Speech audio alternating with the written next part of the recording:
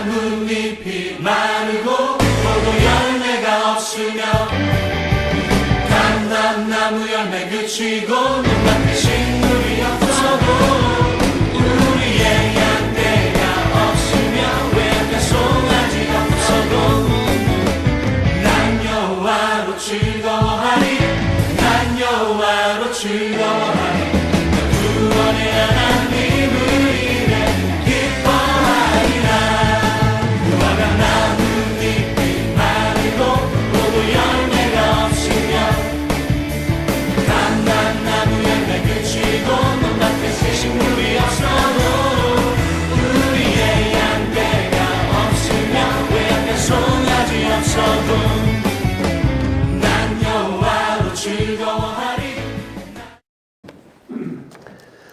오늘 우리가 읽은 본문 시편 107편의 배경은 바로 이스라엘 백성들이 70년 동안 포로 생활하다가 바벨론에서 포로 생활하다가 이제 해방을 맞이해서 이스라엘로 귀환하게 되고 나서 기록한 오늘 본문의 배경이 되겠습니다. 우리나라도 일제 36년 동안 나라를 뺏기고 통치를 받은 경험이 있기 때문에 그 배경이 비슷하리라고 생각을 합니다. 그렇지만은 그때 불가능했던 그 해방, 독립에 대한 감사한 그 이스라엘 사람들의 마음과 또 현대를 사는 이 시간을 사는 우리들의 하나님께 대한 감사하는 마음이 별반 다를 것이 없다고 생각을 합니다. 107장 전체가 하나님의 참 기이하고도 놀랍고도 신기한 그런 하나님의 배려, 하나님의 은혜, 축복에 대한 감사 내용인데요. 오늘 그것을 다 다룰 수 없어서 9절까지 이렇게 축소해서 다루어 보자면, 왜냐하면 이렇게 1, 2, 3 이렇게 나가잖아요. 우리가 뭘 이렇게 선정할 때도 제일 중요한 거 첫 번째, 여러분 우리 집에 지진 났으면 여러분 제일 먼저 들고 나오는 게 김치냉장고 들고 나오지 않잖아요. 아주 귀중품, 현금, 뭐 이렇게 통장 이런 거 그런 것처럼 귀한 것부터 이렇게 첫 번째, 두 번째, 세 번째 하지 않습니까? 그래서 107편도 제일 먼저 이제 등장하는 하나님께 감사하는 내용이 있고, 두 번째 감사하는 내용이 있고, 세 번째, 쭉 네 번째 이렇게 나가는데요. 우리가 세 가지만 다뤄도 충분히 우리 인생에 있어서 정말 하나님 앞에 참 감사할 수밖에 없는 그런 내용이 충분히 담겨 있다고 저는 생각합니다. 그러한 하나님께 감사하는 우리의 그 마음 저변에는 하나님의 속성이 있는 거죠. 그걸 우리가 느끼는 거죠. 다시 말씀드려서 하나님께 감사하지 못하는 사람은요, 하나님의 속성에 대한 느낌이 별로 없는 거예요. 그게 뭐냐면 1절에 나와 있는 것처럼 여호와께 감사하라. 그는 이게 하나님의 속성이에요. 하나님은 어떠한 분이십니까? 선하시며 그리고 인자심이 영원하신 분입니다. 여러분 우리가 꼭 기억하셔야 돼요. 기도하실 때에도 하나님은 선하십니다. 선하다는 얘기는 뭐죠? 선하다는 얘기는요, 악함이 없다는 얘기인데, 사람은 그렇잖아요. 사람도 착한 사람이 있지만 그 착한 사람이 어떨 때 악할 수가 있잖아요. 어떨 때 범죄할 수 있잖아요. 어떨 때는 실수도 할 수 있잖아요. 또 어떨 때는 미워할 수도 있고. 하지만 우리 하나님은 우리를 대하실 때 한결같이 선하심으로 대하신다는 거예요. 우리를 사랑하시고 우리를 잘해주시려고 하시고 우리를 도와주시며 우리를 보호하시며 그런 측은히 여기는 마음, 불쌍히 여기는 마음이 하나님께는 늘 있다는 것입니다. 왜냐하면 하나님이 우리를 만드셨기 때문에 그런 거예요. 우리가 자녀들을 키우지만, 낳고 키우지만 우리 자녀들에 대한 마음도 그거잖아요. 자녀가 잘 될 때도 감사하지만 자녀들이 잘 안 풀릴 때도 측은하고 또 불쌍하고 풀 주고 있는 모습 보면 안타깝고 그런 거 아니겠습니까? 왜 그렇습니까? 우리가 낳았기 때문에, 우리가 길을 길렀기 때문에, 자녀에 대한 선한 마음이 있는 거죠. 하지만 우리 사람이기 때문에 어떨 땐 자녀에 대한 악한 마음이 들 때도 있습니다. 화가 날 때도 있습니다. 모질게 대할 때도 있고요. 말 한마디도 좀 선하게 해야 되는데 위로가 되고 힘이 되고, 근데 우리가 악담을 하는 경우도 있죠. 막 이렇게 열이 받치면 그럴 때 있지 않습니까? 근데 우리 하나님은 그런 게 없으세요. 우리 하나님은 공명정대하시기도 하시지만 우리를 항상 선하심으로 대하시는 거예요. 가장 큰 특징이 저는 회개라고 생각합니다.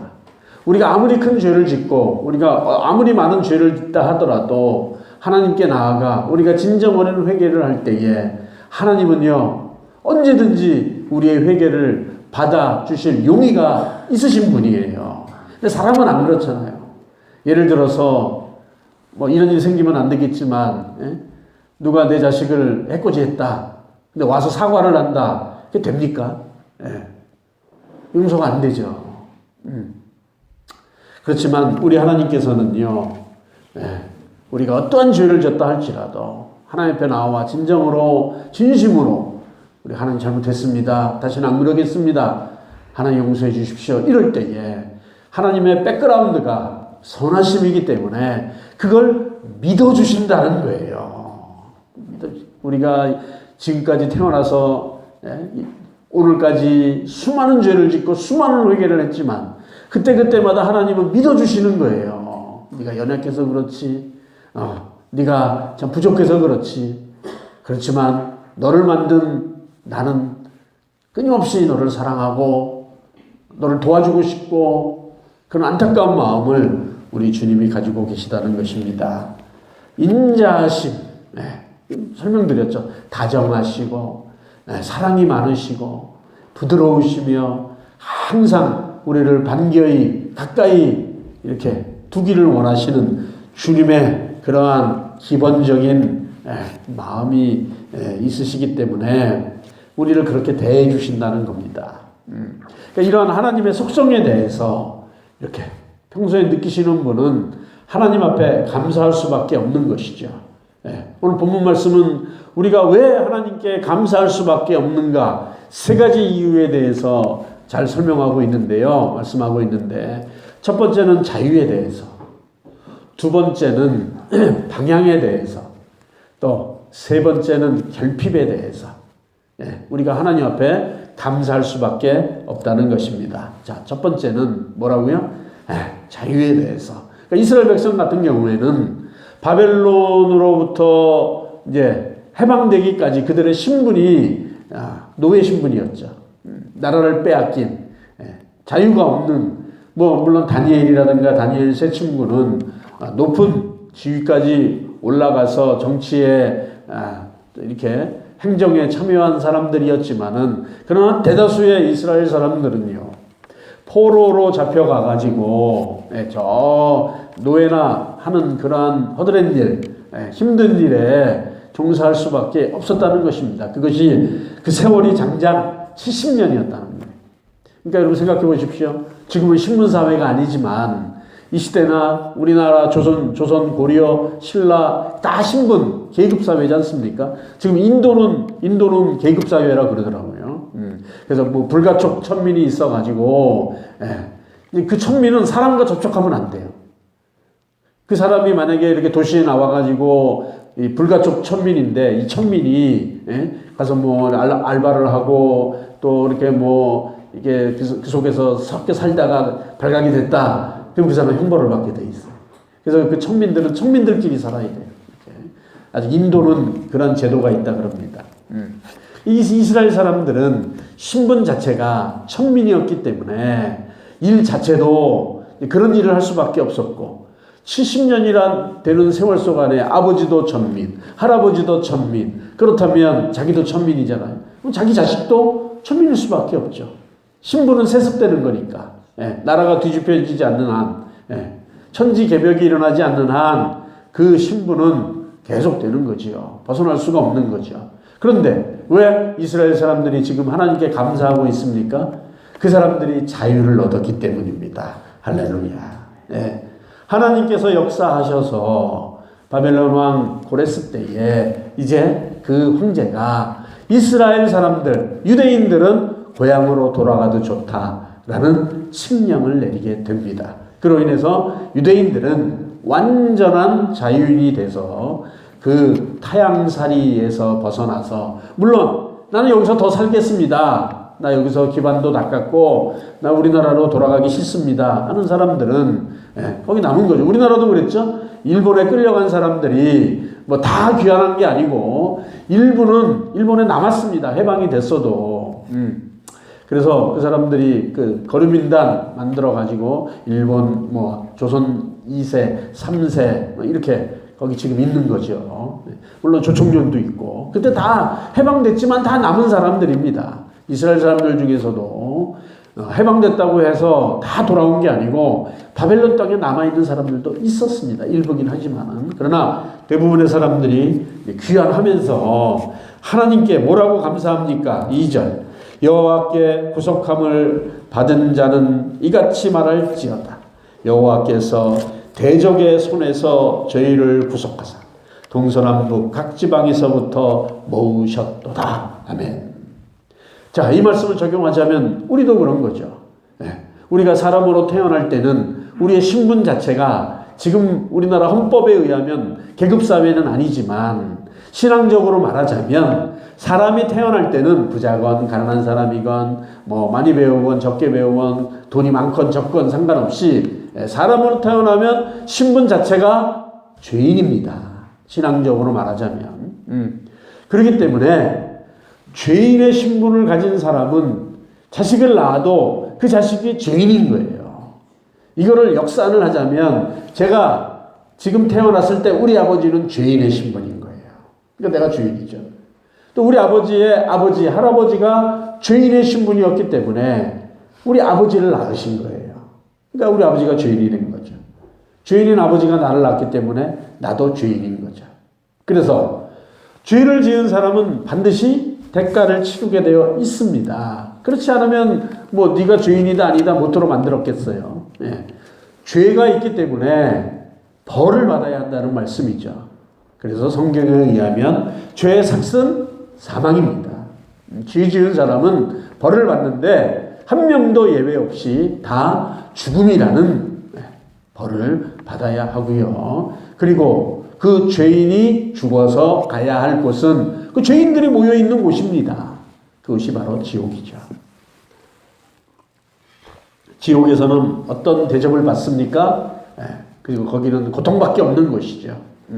무지막지한 고통으로 인해서 영원토록 신음할 수밖에 없고 시달릴 수밖에 없고 희망이라고는 요만큼도 없는, 여러분 우리나라도 사형제도가 있지만 무기징역 받은 사람들도 희망이 있어요. 무기징역 받아도 형무소에서 모범수로 사고치지 않고 잘 생활하면요 감형제도라고 있어요. 그래서 무기에서 뭐 20년형이라든가 15년형이라든가 이런 식으로 자꾸 줄여줘가지고 결국에는 뭐 나이를 많이 먹겠지만은 출소하는 그 희망이라도 있죠. 그런데 지옥은 출소가 없습니다. 지옥 자체는 희망이라고는 단 이렇게 털끝만큼도 없는 거예요. 그러니까 절망 가운데에서 뭐만 있습니까? 고통만 있는 거예요. 고통. 그렇다면 지옥에 있는 사람들은 어떻게 천국으로 나올 수 있을까요? 없어요. 기회는 한 번뿐인 거예요. 언제 기회가 있습니까? 죽기 전에 기회가 있는 거예요. 그래서 하나님께서는 죄인의 신분을 가진 우리들을 자유인으로 만들어 주시기 위해서 거기에 한술 더 떠서 하나님의 자녀의 신분으로 만들어 주시기 위해서 독생자 예수 그리스도를 이 땅에 보내주신 것입니다. 그래서 죄인이 치러야 할 그 사망의 죽음의 그 대가를 예수님께서 다 짊어지시고, 동양인이나 서양인이나 뭐 흑인이나 백인이나 부자나 가난한 자나 뭐 할 것 없이 뭐 과거나 현재나 미래 그 어떤 사람이라도 예수님께서 다 그 죄를 짊어지시고 여기 뒤에 있는 이 십자가에서 그 죄값을 치러주신 줄로 믿습니다. 그걸 우리는 구속이라 그러는 거예요.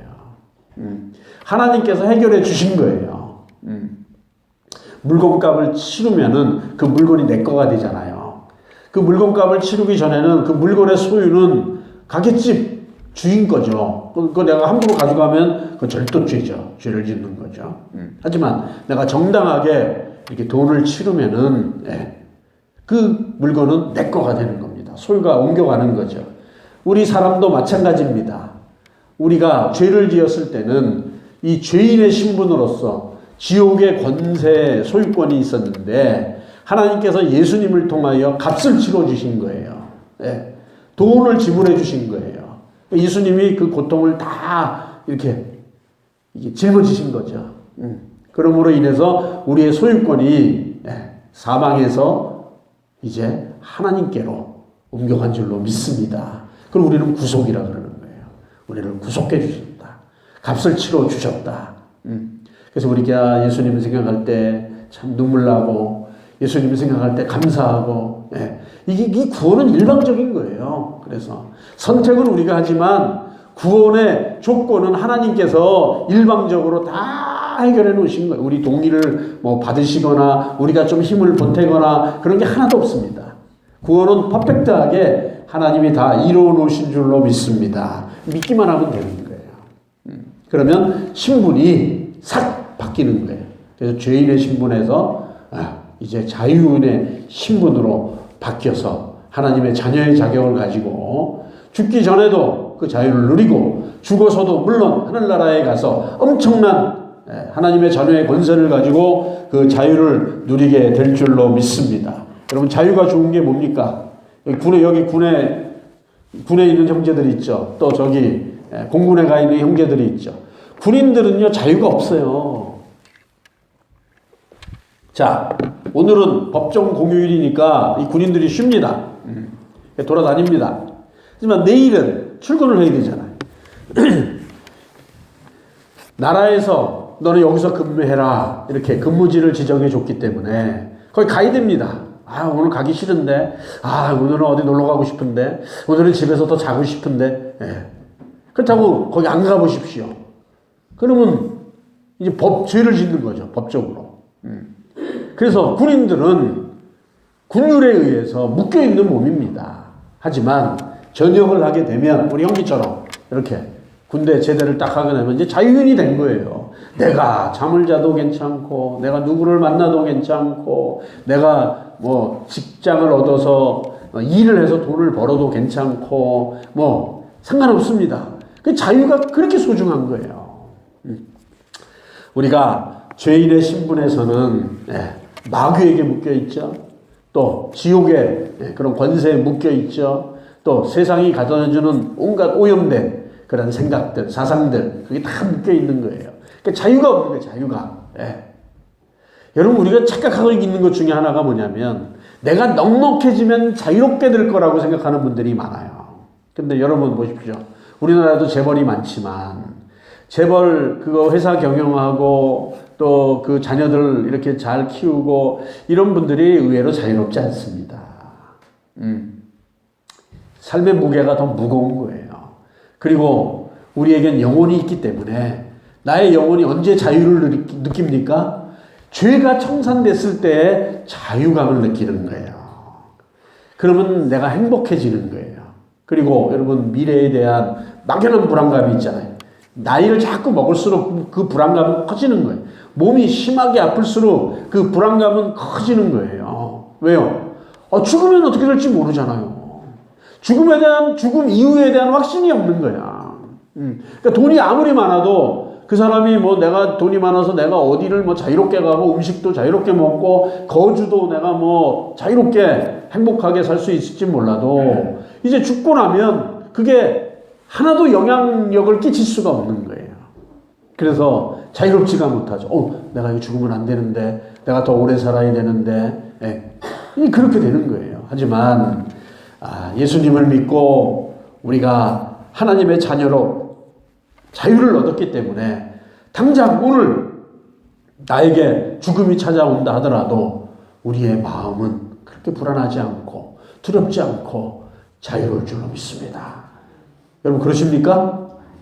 네, 그럼 오늘 저하고 이렇게 하늘나라 가실 분, 제가 우리 교회에서는 잘 이렇게 이런 거 잘 안 하는데, 제가 노블 카운티 가서 우리 80세, 90세 된 우리 권사님들, 장로님들하고 예배 드릴 때 제가 구원 설교를 많이 해요. 그분들은 언제 돌아가실지 모르거든요.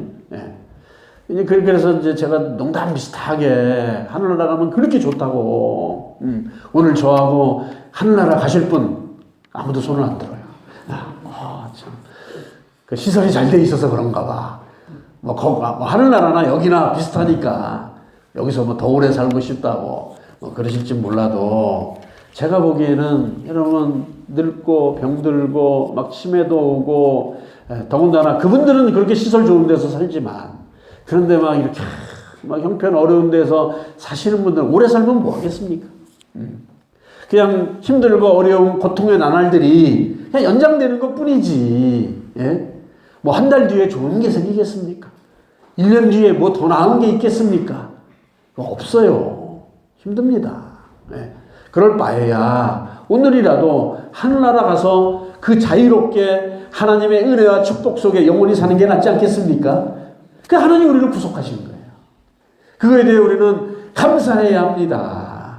오늘만 감사하는 게 아니고 매일 아이고 하나님, 나 같은 죄인이 어떻게 구원을 받았습니까? 어떻게 구속함을 받았습니까? 어떻게 하나님의 자녀가 되어 자유를 얻었습니까? 하나님 너무 감사합니다. 사실 믿은 것도요, 내가 믿는 것 같지만은 하나님이 안 도와주시면은요 믿을 수가 없어요. 예. 에베소서 보면 예정론이 나오거든요. 예정론이 뭡니까? 하나님이 정해놓으신 거예요. 그러니까 구원받는 사람도 엄격히 말하자면 자기가 선택한 것 같지만 하나님께서 다 정해놓으신 거예요. 그러니까 이게 내 마음대로 된 게 하나도 없어요. 제가 그랬잖아요. 우리가 이렇게 아기로 태어나서 노인으로 죽기까지 사는 인생이 자체가 연극 같은 거예요, 사실. 영화 같은 거예요. 소풍 나온 거하고 비슷한 거예요. 예. 이건 그냥 싹 이렇게 스쳐 지나가는 그런 거에 불과하지. 이게 본 게임이 아니라는 거예요. 진짜는 어디에 있습니까? 진짜는 우리가 예수 믿고 자유인이 되어서 하나님의 자녀가 되어서 누리는 저 천국에 있는 줄로 믿습니다. 개봉박두입니다. 신나는 거예요, 이건. 두 번째, 우리가 감사해야 할 일은 바로 방향이라고 말씀드렸죠. 이게 길게 4절에서부터 7절까지 4, 5, 6, 7 이렇게 그거에 대해서 말하고 있는 거예요. 이 사람들은 어떤 사람이냐면 방향을 잃은 거예요. 광야에서.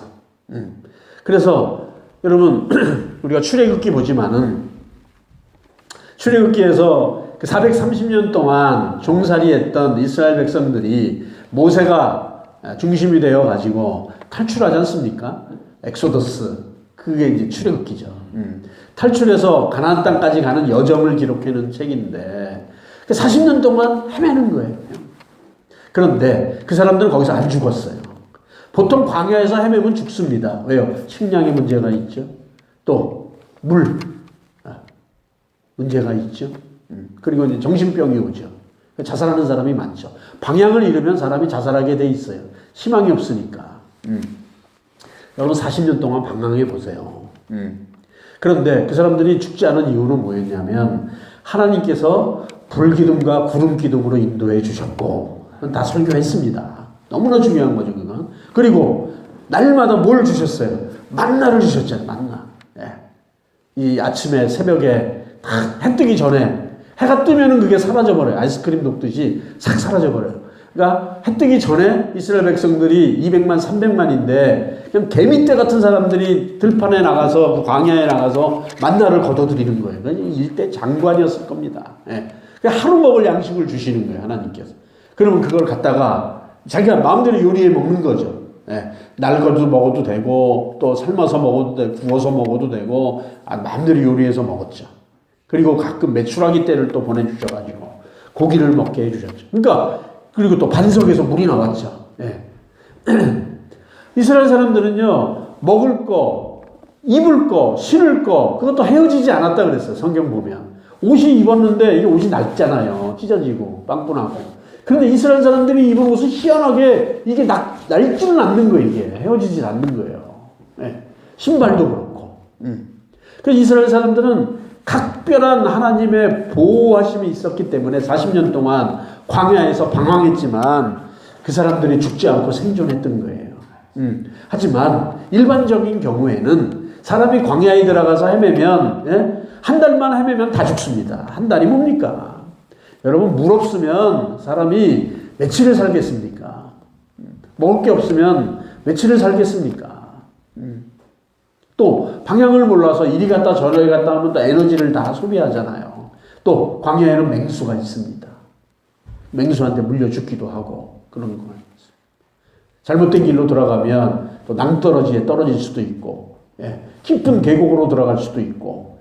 그러니까 광야라는 곳은 방향을 찾기가 어려운 곳이에요. 지금처럼 GPS나 나침판이나 지도나 이런 게 있으면은 방향을 찾아서 가는데, 예, 그런 게 없으면은 그야말로 헤매다가 죽는 거예요. 그러니까 우리가 하나님께 감사해야 하는 이유는 뭐예요? 하나님께서 바른 길로 우리를 인도하시기 때문에 감사하는 겁니다.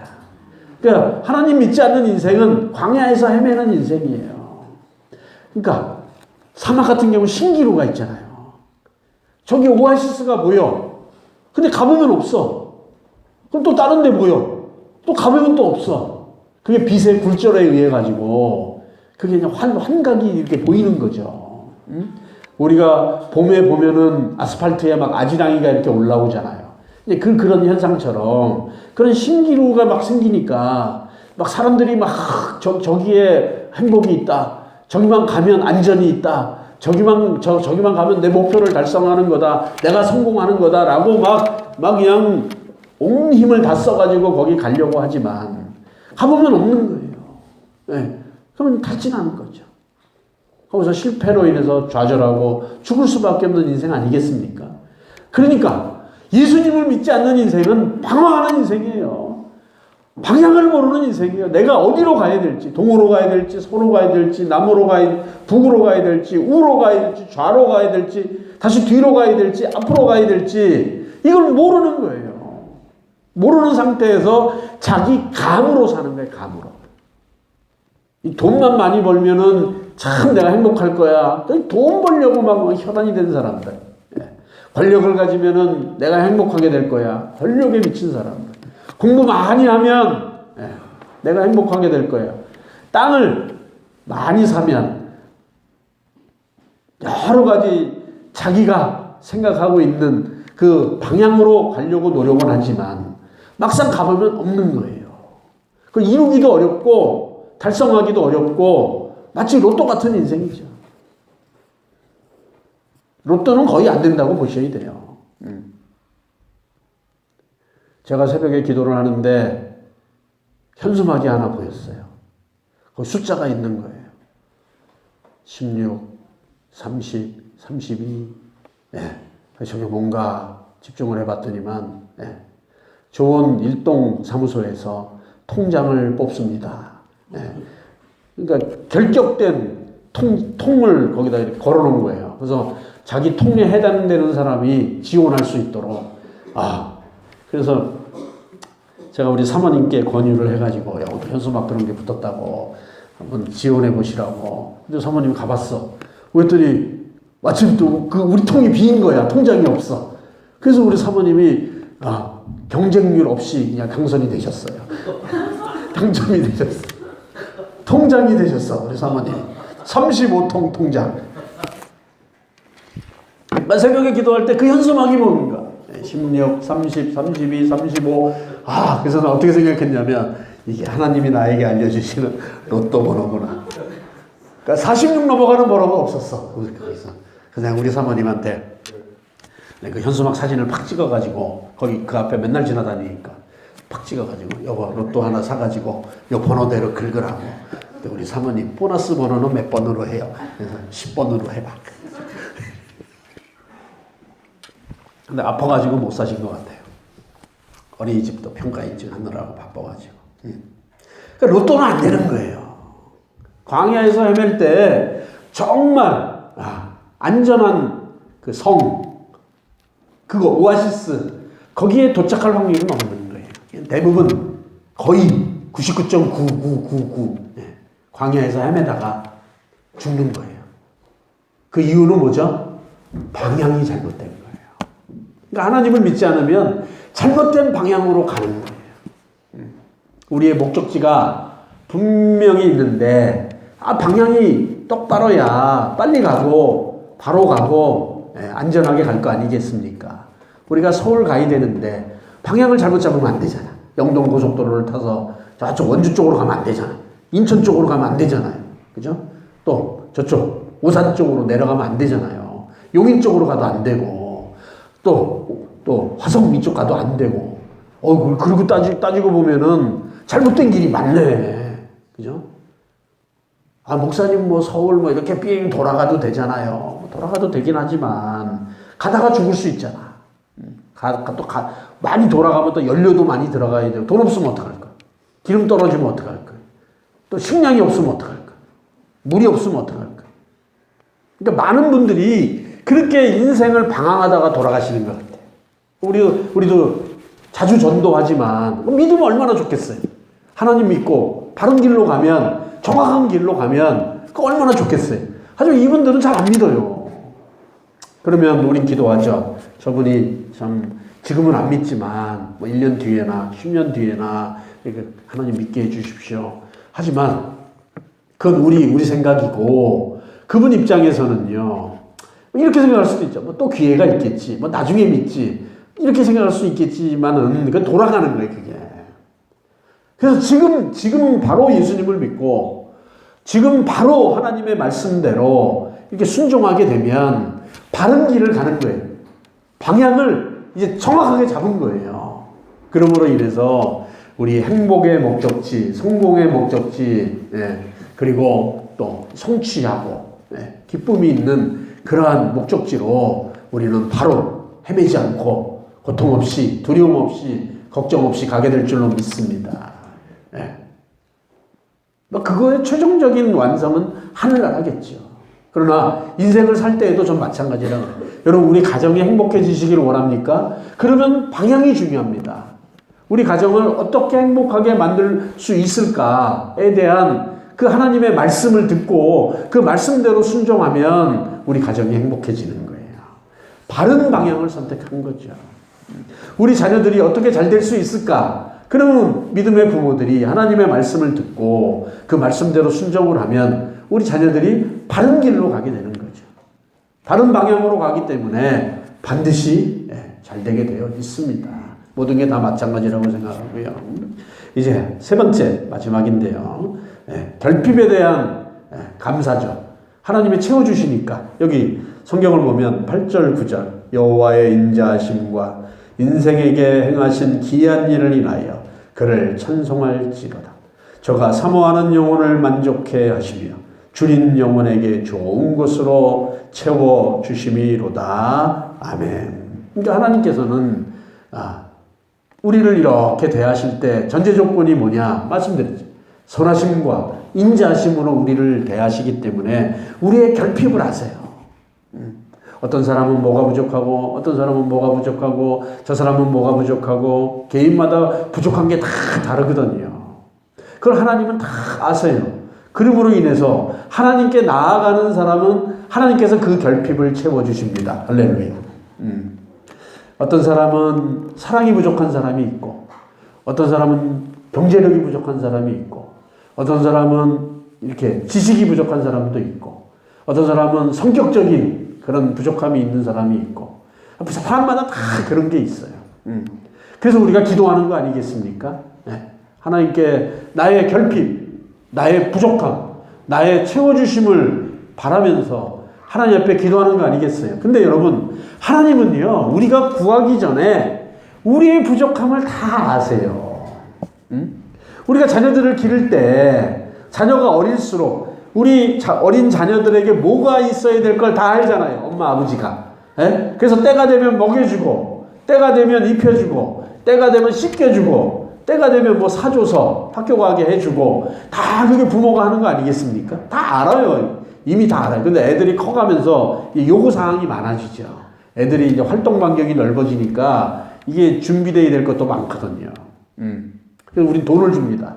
돈을 줘서 이렇게 니들이 해결해라. 그렇게. 부모가 해야 할 일이 그 채워주는 거거든요. 하나님도 마찬가지예요. 우리가 구하기 전에, 우리가 느끼기 전에 하나님은 다 아세요. 이미.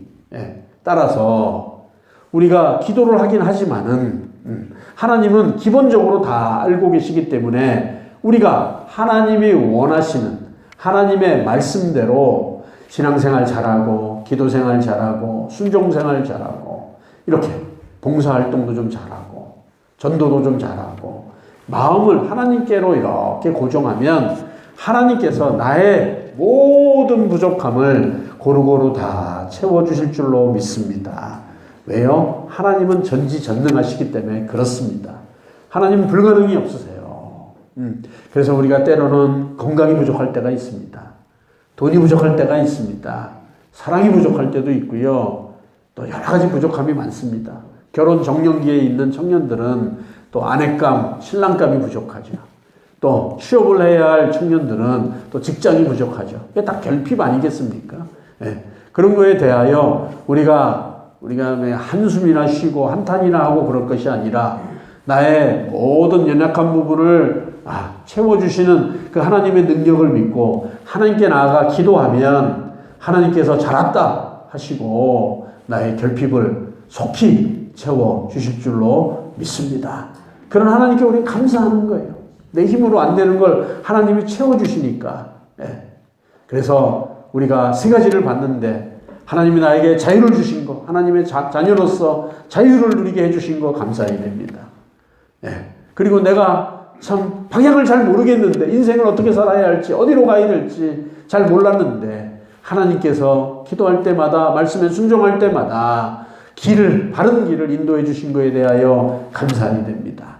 그리고 내가 채울 수 없는 문제가 있는데 그 결핍된 것에 대하여 하나님께서 세심하게 다 채워주시는 것에 대하여 우리가 감사해야 됩니다.